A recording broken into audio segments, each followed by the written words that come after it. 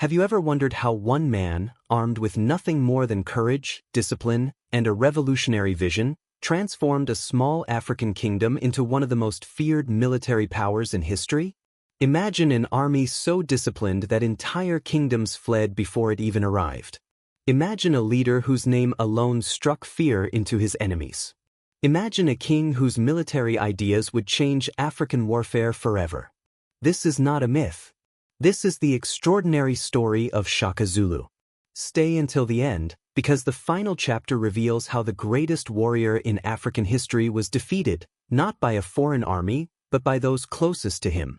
More than 200 years ago, Southern Africa was a land of many small kingdoms. Each fought for survival.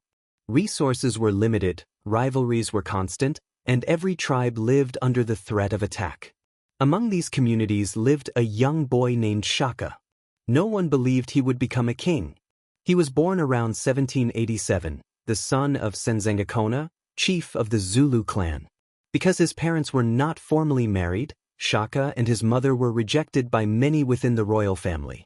Instead of growing up surrounded by luxury, Shaka grew up surrounded by humiliation. He was mocked. He was forced into exile. He watched his mother suffer every single day. These painful experiences shaped him into someone determined never to be powerless again. Rather than allowing hardship to destroy him, Shaka turned it into fuel. As a young man, he joined the powerful Mthethwa army under Chief Dingiswayo. Here, Shaka discovered his greatest gift. He trained harder than everyone else. He ran farther. He fought longer. He refused to quit. Before long, commanders realized this young warrior was unlike anyone they had ever seen. But Shaka wasn't satisfied with simply becoming another soldier. He wanted to change warfare itself. At the time, most African warriors fought from a distance using light-throwing spears. Battles often ended quickly because few warriors wanted close combat. Shaka believed this approach made armies weak. So he introduced one of history's most revolutionary weapons. A short stabbing spear called the Ikwa. Unlike the old spear, this weapon forced warriors to fight face to face. It demanded courage, strength, discipline. Many feared the new weapon. Shaka embraced it. Then he did something even more radical. He ordered many of his warriors to fight barefoot. At first, people thought he had gone mad. But Shaka understood something others didn't. Bare feet moved faster across rough ground than heavy sandals. His soldiers became quicker, tougher, and more agile than their enemies. Every training session pushed them beyond what they believed possible. Running long distances became normal. Strict discipline became law. Weakness was never accepted. Shaka wasn't building an army. He was creating a machine. When Dingiswayo died, Shaka seized the opportunity. He united the Zulu people under his leadership.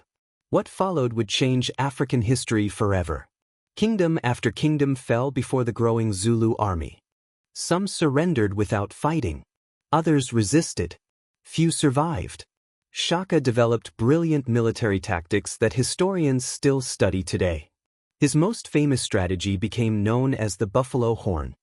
Imagine a buffalo charging across the plains. Its horns surround the enemy. Its chest crashes into the center. There is no escape. Shaka organized his army exactly this way.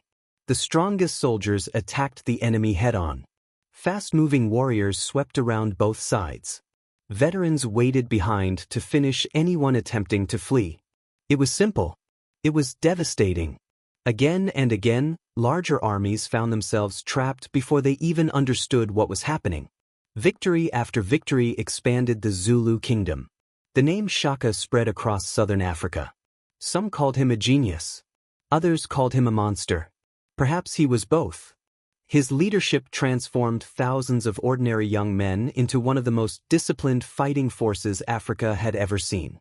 But every great empire carries a heavy cost. As the Zulu kingdom expanded, many neighboring communities fled.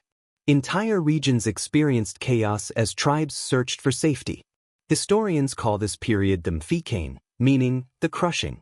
Millions of lives were affected through migration, conflict, and political upheaval. Even today, Historians continue debating exactly how much of this upheaval resulted directly from Shaka's campaigns and how much was influenced by wider regional pressures. One thing remains certain: Southern Africa would never be the same again. Yet behind the fearless king stood a man carrying deep emotional scars. When Shaka's mother, Nandi, died, something inside him broke. She had protected him when no one else would. She had believed in him when the world rejected him. Her death devastated him. According to many historical accounts, Shaka entered a period of intense mourning. Normal life across the kingdom was heavily disrupted. People were expected to grieve with him. Some traditions describe harsh measures during this period, though historians differ on the exact details. What is clear is that grief affected his leadership. Fear within the kingdom increased.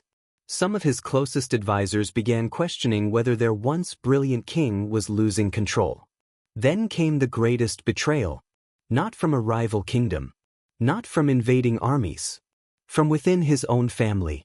In 1828, Shaka's half-brothers, Dingain and Mlangana, conspired against him. One day, as the king stood without his usual protection, they struck. The man who had survived countless battles. The warrior who had defeated powerful kingdoms. The king who had changed African warfare forever. Was assassinated by his own brothers. His final reported words have become legendary. He warned that those who killed him would never truly rule in peace. Whether every word has been preserved exactly is uncertain, but the story reflects how powerful his legacy became. His death marked the end of one chapter. His legend had only begun. Even today, military historians admire his innovations. Leadership experts study his discipline. His story appears in books, documentaries, museums, and universities across the world. For many Africans, Shaka Zulu represents courage, determination, resilience, and the belief that greatness can emerge from the harshest beginnings. His legacy is also complex. Some remember him as a nation builder and military genius. Others remember the suffering that accompanied his campaigns. Understanding Shaka means recognizing both the extraordinary achievements and the human cost of his rule. History is rarely simple. Great leaders often leave complicated legacies. But there is no denying one fact. More than 2 centuries later, the name Shaka Zulu still commands attention. A boy once rejected by his own people became one of the most influential figures in African history. His story reminds us that strength is not born from comfort. It is forged through struggle, discipline, vision, and the courage to challenge what everyone else accepts. That is why Shaka Zulu remains a legend no African should ever forget. If you enjoyed this story and want more powerful African history that deserves to be remembered, subscribe to the channel and tell us in the comments. Which African hero should we uncover next?